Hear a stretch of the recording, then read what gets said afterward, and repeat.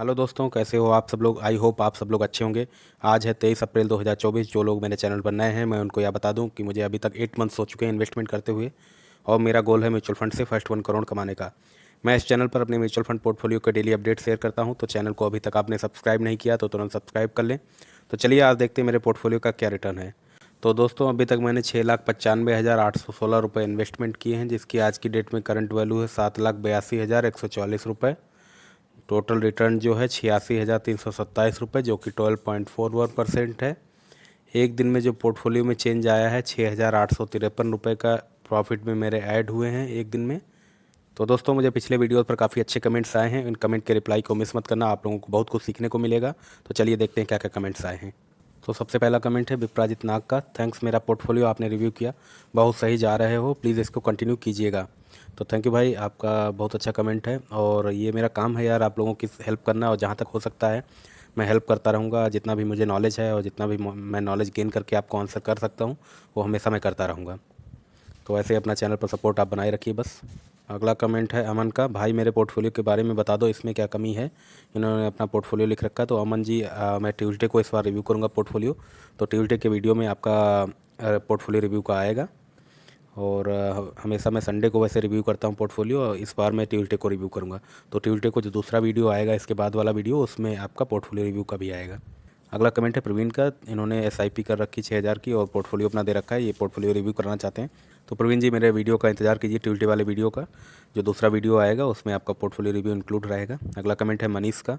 Share market में dividend मतलब क्या होता है, प्लीज़ बताएं। तो शायद मैंने पिछले वीडियो में इन्हें बताया था कि डिविडेंड वाले एक म्यूचुअल फंड होते हैं, उनमें जो टैक्स लगता है वो 20% लगता है। तो उसी बारे में पूछ रहे हैं। तो शेयर मार्केट में डिविडेंड कुछ नहीं होता है। जैसे कि आपकी कोई कंपनी है, उसमें कुछ 100 करोड़ 50 करोड़ प्रॉफिट कमाया, तो प्रॉफिट को थोड़ा डिस्ट्रीब्यूट करने के लिए, शेयर होल्डर्स में प्रॉफिट को डिस्ट्रीब्यूट करने के लिए 10 20 100 रुपये लगभग डिविडेंड दे दिया जाता है। इस तरीके जैसे टाटा की आप देख लीजिए, हर हर हर मतलब 3 महीने में वो देता रहता है डिविडेंड।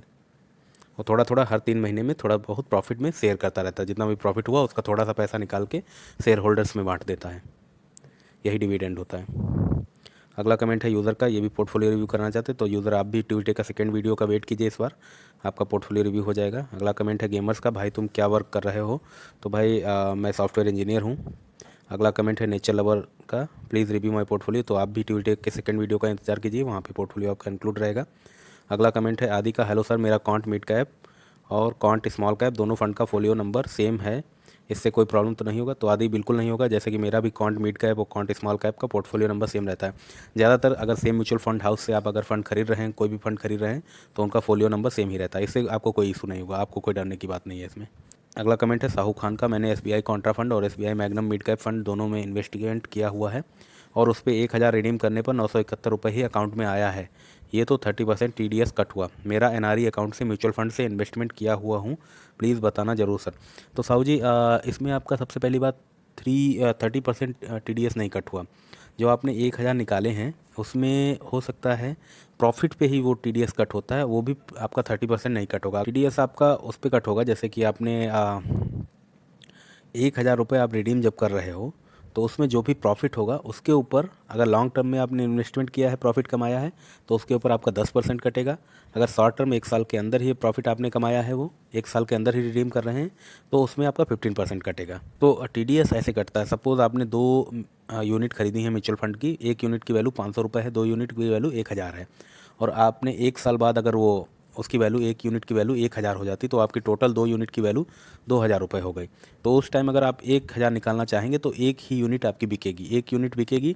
उसमें आपका 500 जो रुपये था वो आपका, जो आपने इन्वेस्ट किया था, 500 जो रुपये ऐड हुए हैं वो आपका प्रॉफिट है। तो 500 जो प्रॉफिट है उसके ऊपर आपका टीडीएस कटेगा। उसके ऊपर अकॉर्डिंग टू आप जैसा लॉन्ग टर्म में इन्वेस्टमेंट किया तो 10% कटेगा, 500 का 50 रुपये कटेगा, तो 950 रुपये आपको मिलेंगे, 50 रुपये कट जाएंगे। अगर शॉर्ट टर्म में वो है तो आपका 15% कटेगा, 75 रुपये कट जाएंगे, तो आपको 925 रुपये मिलेंगे, 75 रुपये कट हो जाएंगे। तो इसी तरीके से आप देखेंगे, अगर आपने 1,000 रिडीम किया है, 971 मिले, तो आप देखो कितनी यूनिट आपकी कटी हुई हैं, कितनी यूनिट आपकी बिकी हुई हैं, और किस रेट पे आपने ख़रीदा था, किस रेट पे बिकी हैं।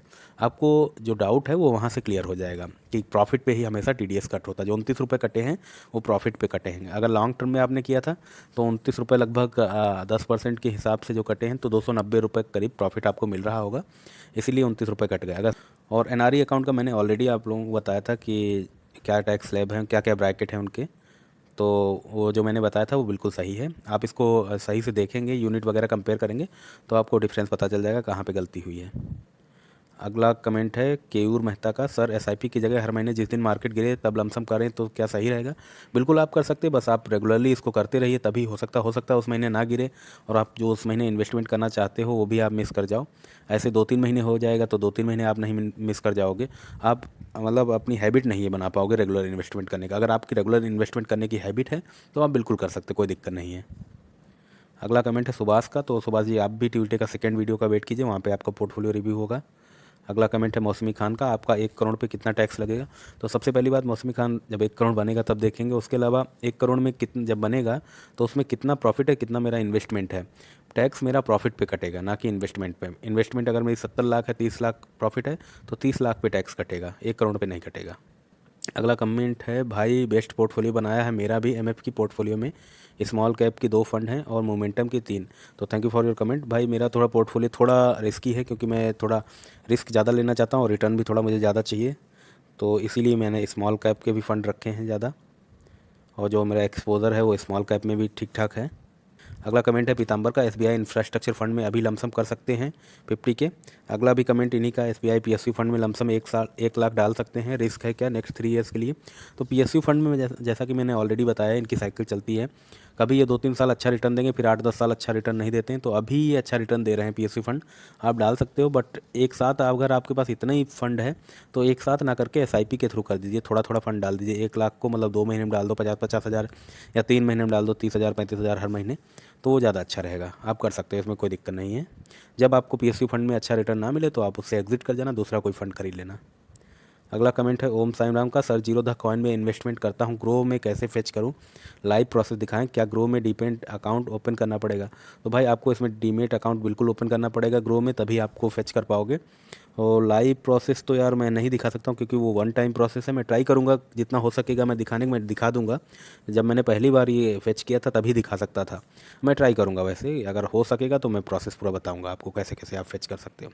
अगला कमेंट है AIO कार्स का, thank you very much sir, waiting for Tuesday and my review. तो आप thank you for your comment AIO cars, और ट्यूसडे को मैं आपका पोर्टफोलियो रिव्यू करूंगा, आप उसका वेट कीजिए दूसरे वीडियो का।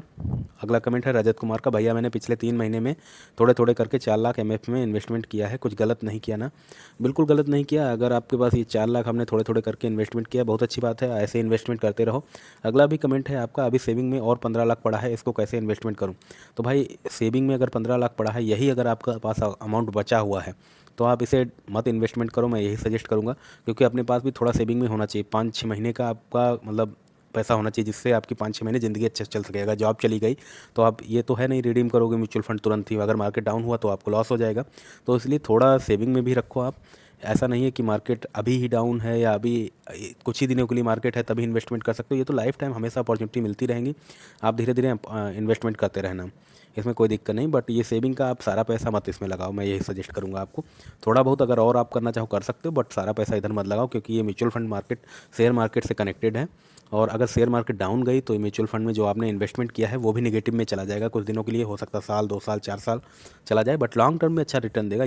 तो आप मैं ये सजेस्ट करूँगा, अगर यही 15 लाख आपके पास सेविंग में है और आप देख लो अगले 6 महीने में अगर आपके पास बिल्कुल एक भी पैसा कहीं से ना आए तो आप कैसे सर्वाइव करोगे? आपके पास इतना फंड होना चाहिए कि अगले 6 महीने आप सर्वाइव कर जाओ, तभी आप इन्वेस्टमेंट करो। अगर एक्स्ट्रा पैसे हैं तभी आप इन्वेस्टमेंट करो। 15 लाख को अगर इन्वेस्टमेंट करना भी चाहते तो एकदम से लमसम में मत करना, धीरे धीरे करके 1-1.5 लाख रुपए हर महीने डालते रहो, तो वो अच्छा रहेगा। हर महीने थोड़ा थोड़ा करके डालते रहो, तो धीरे धीरे करके आपका 8-10 महीने में ही इन्वेस्टमेंट हो पाएगा, और उसमें NAV जो होगा वो आपको अच्छा NAV मिल जाएगा, एवरेज मिल हो जाएगा उसका NAV का, तो रिटर्न भी अच्छा मिलेगा।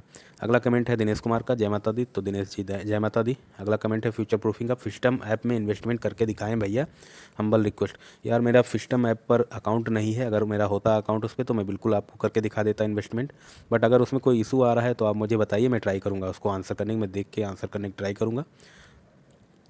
तो दोस्तों यहाँ पर मैं एक बात बता दूँ, ये आपके कमेंट्स पर मेरे पर्सनल व्यूज़ हैं। अगर आप कोई भी इन्वेस्टमेंट करना चाहते हो तो अपने म्यूचुअल फंड एडवाइजर से ज़रूर राय ले लें, उसके बाद ही इन्वेस्टमेंट करें।